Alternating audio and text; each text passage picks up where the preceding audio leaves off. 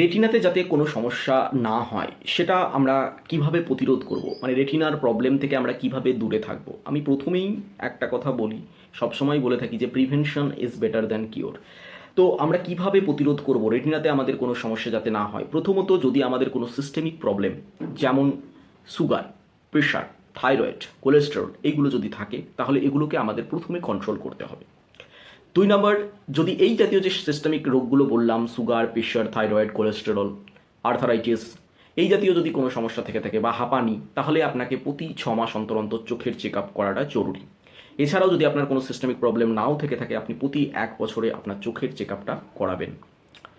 তার সাথে সাথে আমাদের ধূমপান এবং অ্যালকোহল বর্জন করতে হবে।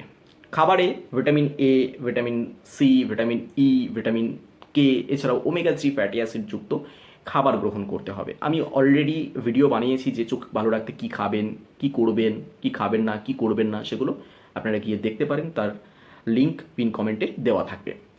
এছাড়াও আমরা কি করতে পারি, সানগ্লাস ব্যবহার করতে পারি। যখনই আমরা রোদে বেরোবো তখন আমরা একটা সানগ্লাস ইউজ করব, বা বাইক চালানোর সময় আমরা একটা গ্লাস ইউজ করব। সেটা হতে পারে চেঞ্জার গ্লাস, হতে পারে দেখা যাচ্ছে রাতে যখন ড্রাইভ করছেন তখন নাইট গ্লাস বা চেঞ্জার চশমা থাকলে সেটা খুবই ভালো কাজ করে। দিনের বেলার জন্য সানগ্লাস বা চেঞ্জার লেন্স আপনি ইউজ করতে পারেন। স্ট্রেস কমাতে হবে, আমাদের বেশি টেনশন নেওয়া যাবে না। মানসিক চাপ যেটা, সেটাকে কন্ট্রোলে রাখতে হবে। সেটা যতটা কম করা যায় ততটা আমাদের চোখের জন্য ভালো, আমাদের রেটিনার জন্য ভালো। তো এই হলো রেটিনার রোগ প্রতিরোধের উপায়।